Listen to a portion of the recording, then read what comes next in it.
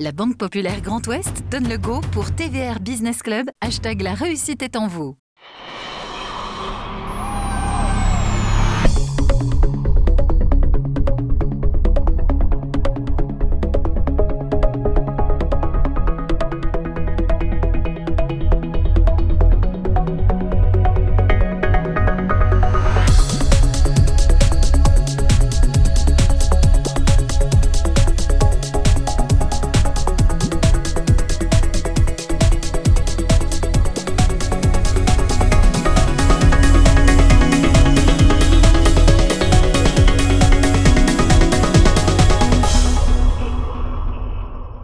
Bonjour à tous, soyez les bienvenus sur ce plateau de votre TVR BPGO Business Club. Vous le savez, l'économie décryptée par ceux qui la font. Nous sommes à nouveau très heureux d'être dans cet écrin de Polaris pour rendre cette économie régionale très vivace, très véloce, avec à nouveau un invité vraiment référent. Avec les chroniqueurs du jour, nous sommes très heureux d'accueillir le président du groupe Le Saint, par ailleurs président du Stade Brestois 29. Je vous demande d'accueillir Denis Le Saint.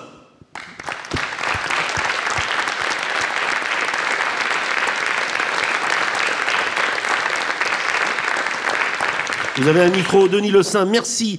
Merci à vous. Dans un instant, vous allez répondre aux questions de Maurice Bourrigaud, directeur général de la BPGO, le bâtonnier Hélène Ledic-Baron, membre du Conseil national des barreaux, et également avec Emmanuel Tenier, l'ancien président sortant de la CCI 35 et par ailleurs le fondateur de e-Solutions.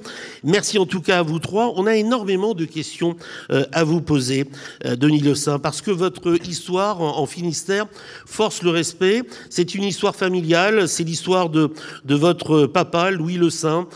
Aujourd'hui, avec votre frère, vous portez hautes les couleurs de cette structure, quand même, leader français de la distribution de produits frais, avec pratiquement 70 ans d'exercice pour cette structure. Vous avez repris avec votre frère cette société en 1995 et aujourd'hui, vous en êtes à 2300 salariés pour un chiffre d'affaires qui n'est pas loin des 700 millions d'euros. Lorsque l'on a préparé cette émission, vous m'avez dit, et il faut peut-être trouver aussi cette vitalité finistérienne. Derrière, c'est la mer. On est adossé à l'océan, à la Manche. Il faut savoir regarder de l'autre côté et avoir des défis. Certains disent que il faut savoir ce qu'il y a au-delà de la ligne d'horizon. Pour vous, la ligne d'horizon, elle est vers l'est pour vous développer ?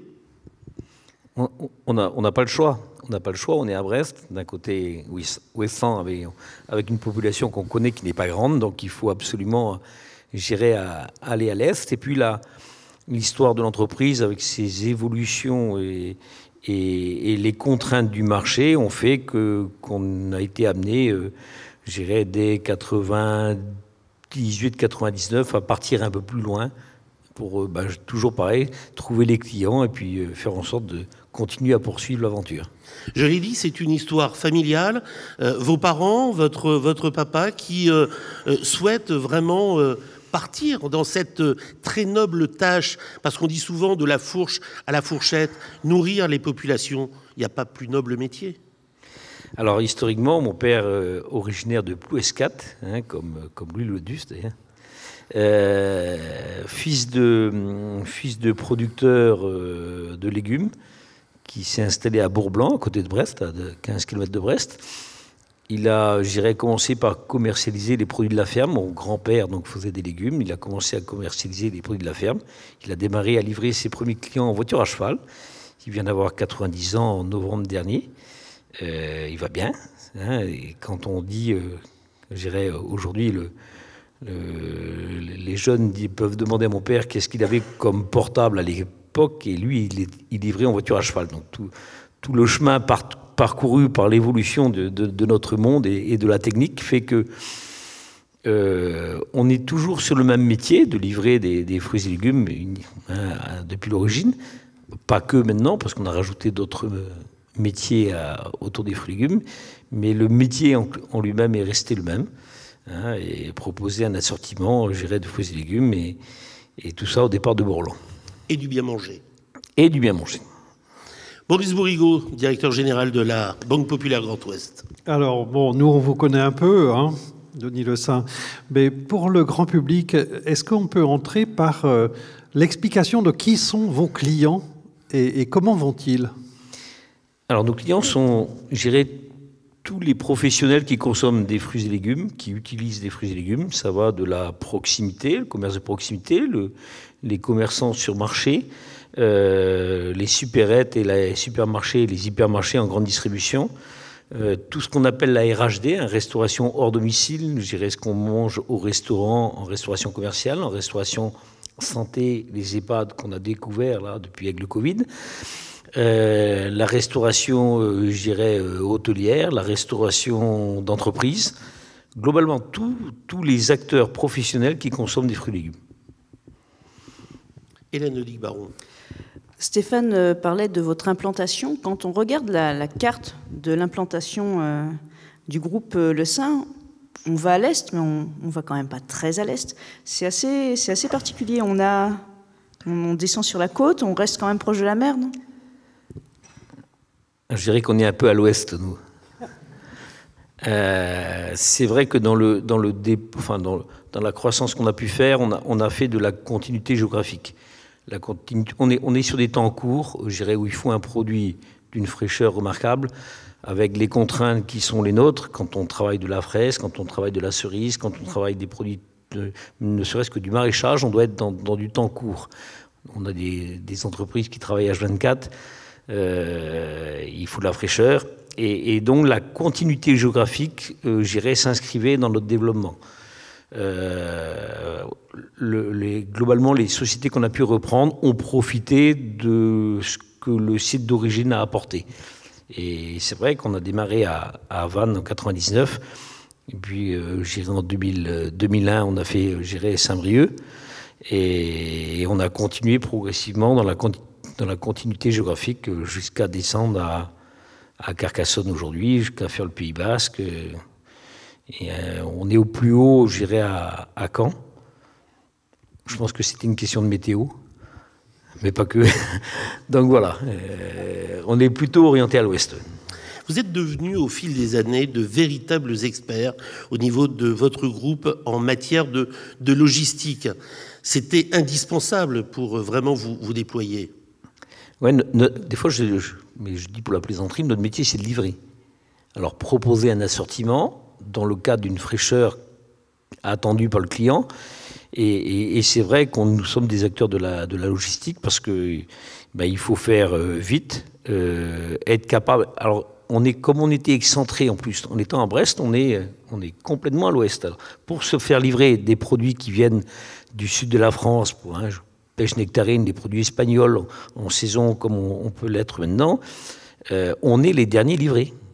Chez nous, à Brest, nous sommes les derniers livrés. Donc, on est obligé de rajouter du service à la logistique pour être sûr de livrer notre client à l'heure. Emmanuel Tonnier. Vous l'avez dit, hein, le gros de votre activité, c'est quand même les légumes, c'est l'origine. Ce matin, nous recevions à l'École supérieure de commerce l'ambassadrice du Royaume-Uni. On y a parlé beaucoup Brexit avec elle. Et je me demandais comment vous aviez, alors que dans le nord du Finistère, la Brittany Ferries a une compagnie qui a été créée notamment pour transporter les légumes finistériens, comment vous avez traversé le Brexit? Et puis la deuxième crise qui a tout de suite suivi, celle du Covid, qui a fait qu'une partie de vos clients, qui était la RHD, dont vous avez parlé, la restauration, d'un seul coup s'est trouvée fermée, et les gens se sont reportés sur la grande distribution. Le Brexit, on l'a pas véritablement senti. Marché français, distribution française, on l'a pas trop senti. Un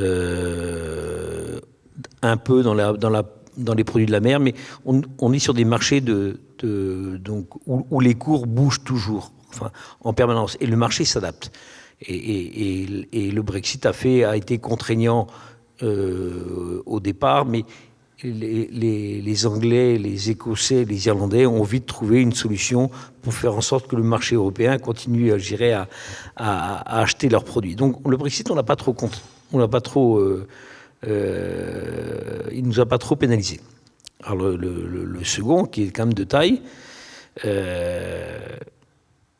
quand la restauration scolaire, la restauration, je dirais, commerciale s'arrête du jour au lendemain, alors qu'on a déjà commencé à préparer les commandes pour livrer le lundi, quand il dit on arrête tout, nous on travaille donc samedi après-midi, dimanche, pour préparer les commandes pour les livrer le lundi, c'est un peu copieux. Alors il s'avère qu'on a un modèle économique qui globalement livre tout type de clients professionnels qui consomment du fruit et légumes. Donc la bonne nouvelle, c'est que les consommateurs ont continué à manger. Alors ce qu'on a perdu en restauration commerciale, en restauration santé, on l'a retrouvé notamment en grande distribution, parce que le frigo était alimenté pour beaucoup avec la grande distribution.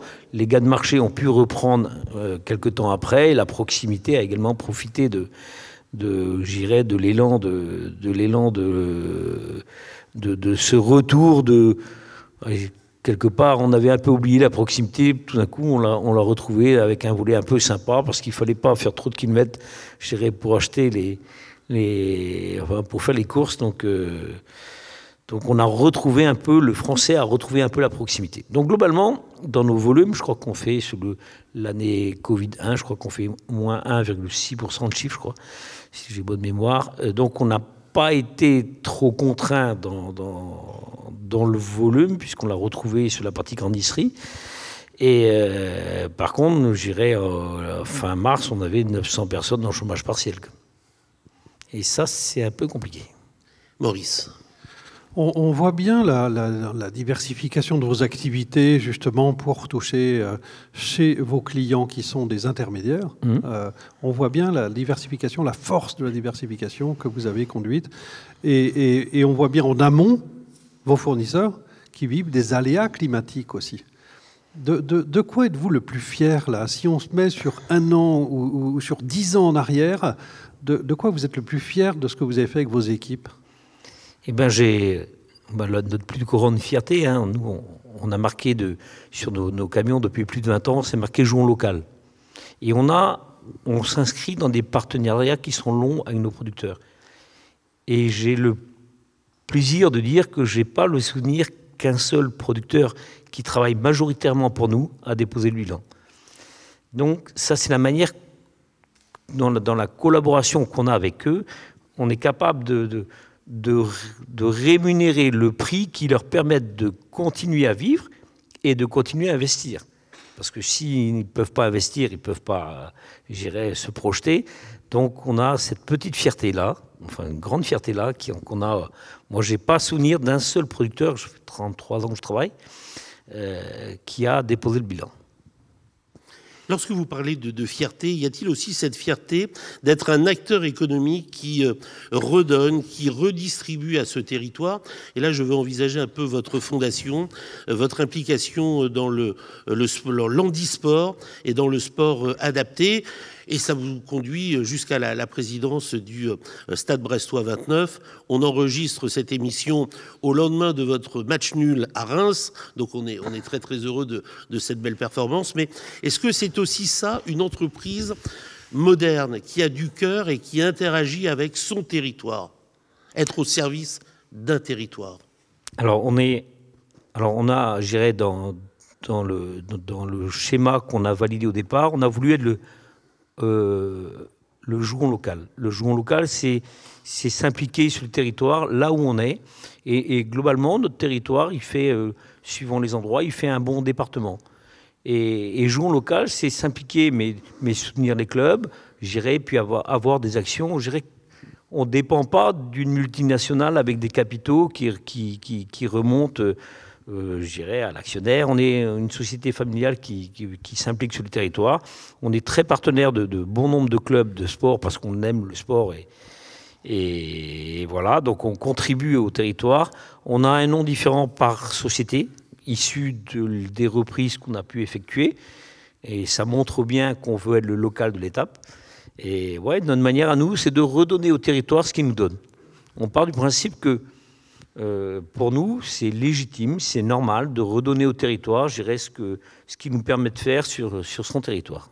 Et cette belle, en tout cas, entreprise familiale qui perdure. Hélène. On vient de parler football, c'est une question qui est faite pour moi. Qu'est-ce que ça représente pour vous d'être président du club de football de Bourblanc? De Bourlan? Ouais, ça fait... j'ai dû faire 17 ou 18 ans de présidence à Bourlan, au moins la moitié en vice-président, donc je suis attaché à mon Padelin d'origine, bénévole, hein, normal, hein, comme tous les bénévoles peuvent soutenir leur club, j'irai sur le territoire. Qu'est-ce que ça me fait? Je sais pas. Pour moi, c'est normal. Mais bon, il n'y a pas de. J'arrive pas à dire. On est footballeur depuis tout petit. J'ai commencé à jouer. On avait peu d'équipes à l'époque. J'ai commencé à jouer à l'âge de 6-7 ans. Et puis après, j'ai dû arrêter parce que dans l'équipe qu'on était, on était 9 de l'entreprise. On jouait en vétéran. Et comme le Stade Brestois a joué le vendredi soir, on a dû arrêter. Et ça ne m'a pas empêché de m'impliquer auprès du club, j'irais autrement, mais le vendredi soir, c'était réservé au Stade Brestois. Emmanuel. Vous êtes sur un marché, nous le comprenons, d'approvisionnement qui est plutôt local, et vous faites jouer la proximité, et malgré tout, vos concurrents sont européens, ont parfois des approvisionnements européens. Comment vous résistez?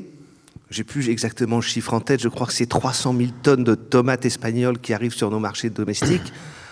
Comment vous résistez à cette concurrence qui est quelque part un peu déloyale pour continuer à faire payer le juste prix et à rémunérer correctement vos producteurs? Alors c'est très culturel chez nous.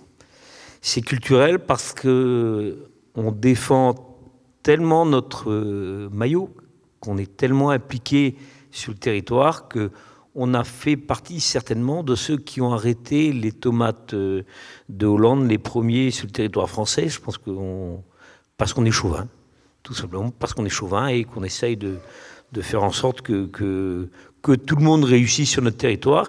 Alors, c'est sûr que si on regarde que le prix, ça ne le fait pas. Donc, il faut avoir un argumentaire très fort, faut convaincre, mais on l'a fait, hein, et on en est très fiers de continuer à le faire. Et cette idée de dire jouons local, globalement, aujourd'hui, bon, le Finistère est assez chauvin aussi, hein, donc il y a quelques grandes régions en France où on est très chauvin. Sur Strasbourg, ils sont pareils que nous, hein, ils sont chauvins comme nous. Hein. Mais bon, on est attaché à ça et je crois que ça va bien au territoire. Comment vous voyez le développement d'un groupe comme le vôtre, d'un groupe familial qui tutoie les grands? Je sais pas. On a toujours avancé, nos pions, hein, les uns après les autres, et puis sans changer d'une manière culturelle. Hein, il n'y a pas eu de révolution chez nous. On reste, dit normal, hein, proche de nos équipes, proche de nos clients, proche de nos partenaires fournisseurs. Il n'y a pas de, pour nous, c'est normal. Il n'y a pas de changement là-dessus. Il nous reste 6 minutes. Maurice. Alors 6 minutes, question courte, réponse courte, comme dirait Stéphane Beignet, ancien joueur du club de Brest. Il faut toujours apporter des preuves de ce qu'on annonce. Et vous dites que vous travaillez sérieusement, mais vous ne vous prenez pas au sérieux. Apportez-nous une preuve, au-delà de votre petit œil rieur toujours, ou quoi, quand vous vous exprimez. Mais apportez-nous une preuve que vous ne vous prenez pas au sérieux. Qu'est-ce que je vais pouvoir vous dire? Certains ont dit de moi que je ne courais pas après les médias. Il y a peu de temps encore. Je pense qu'on a appris un peu l'humilité avec nos parents. Je pense on est des gens de terrain. On est très terrain. On est très proche de nos équipes, très proche de nos clients. Voilà. Et alors la preuve, à la limite, c'est plus les autres qui vont le dire que moi. Troisième mi-temps. Racontez-nous une troisième mi-temps. On n'est pas inactif en troisième mi-temps, sachez-le.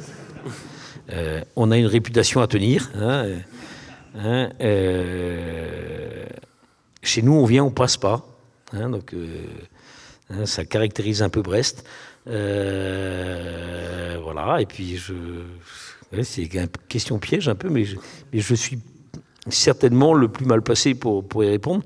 Je laisserai, les gens penser, les gens qui me connaissent penser et le dire pour moi, mais c'est avec Gérard, mon frère, on est dans la proximité. En tout cas, une ville attachante, Brest, qui a su rebondir après les terribles bombardements de 39-45 où tout était détruit. Il faut peut-être voir aussi la force aussi de la mentalité brestoise avec cette envie toujours de se régénérer et de réinventer. On est obligé, on est à la pointe. Il a fallu se bouger. Hein. Quand je dis que mon père a démarré en voiture à cheval, il faut bien se dire que les choses n'étaient pas simples. Hein, on était certainement un peu les parents pauvres, je dirais, du stade de Gros pendant de longues années. On a avancé avec humilité, on a avancé avec beaucoup de travail, de sérieux.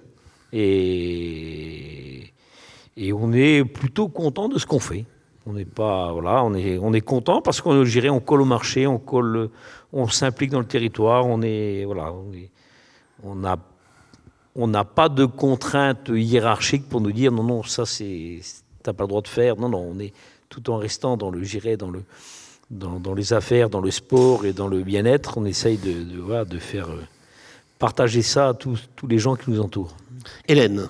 Quand on voit les grandes dates de l'histoire de votre groupe, il y a des accélérations qui se font avec l'arrivée de votre frère, votre arrivée, l'arrivée de votre sœur. La famille, ça restera le moteur de demain ? On espère. J'ai toujours dit qu'une entreprise, c'est ni un cadeau ni un héritage. Donc, et puis l'entreprise telle qu'elle est aujourd'hui, c'est pas un cadeau. Hein. Appelons un chat, c'est pas un cadeau. Faut demain qu'il soit, je dirais, donc les enfants à Gérard, il en a 2 dans l'entreprise aujourd'hui. Moi, les miens, ils n'y sont pas encore. J'espère qu'ils vont nous rejoindre, mais ça, c'est eux qui en auront le choix. Et puis, j'aurai le plaisir de les accompagner s'ils veulent nous rejoindre. Mais voilà, c'est beaucoup d'engagement, c'est beaucoup pas de sacrifice, parce qu'on le fait avec beaucoup de passion, avec beaucoup d'amour. Donc, c'est pas... Pour nous, le travail, c'est vraiment un plaisir. Donc, c'est sympathique, mais c'est un peu acrobatique quand même. En 1 minute, question-réponse, Emmanuel. Alors, très rapidement, dans un contexte où le marché du travail est à peu près tendu dans tous les secteurs d'activité, vous nous avez dit que vous étiez avant tout un bon acheteur, certainement, mais un bon logisticien, un bon distributeur. Comment faites-vous aujourd'hui pour trouver les ressources et les richesses humaines pour faire fonctionner vos entrepôts et surtout les garder ? Alors, les garder, on a une politique sociale de proximité, donc gérer ça le fait. Capter, je dirais, les nouvelles recrues, certainement que le territoire nous rend un petit peu de ce qu'on lui donne. Alors, on ne peut pas le traduire, on ne peut pas l'identifier, mais je pense que le territoire nous le redonne un peu en termes... Alors maintenant, on est visible. Hein, il y a quelques années, on était moins visible que maintenant, mais je pense que le territoire redonne un peu. Là, ils nous connaissent directement ou indirectement. Hein, c'est tout petit. Et puis on essaye de leur donner, avec tout le respect et l'humanité qui est la nôtre, on essaye de leur redonner également. Donc certainement que ça contribue à un turnover très, très bas. En 30 secondes, ce sera la dernière question. Il a été cherché quand même très loin, Emmanuel, Tony, parce qu'il nous a donné, en préparant cette émission, le nom de votre rue, qui est un ancien footballeur emblématique du stade brestois, Roberto Cabagnas. Les Brestois attendent un nouveau stade. Francis Leblay, il y a stade de l'Armoricaine autrefois, il y a une magie, il y a une histoire, mais les Brestois attendent un stade peut-être plus moderne.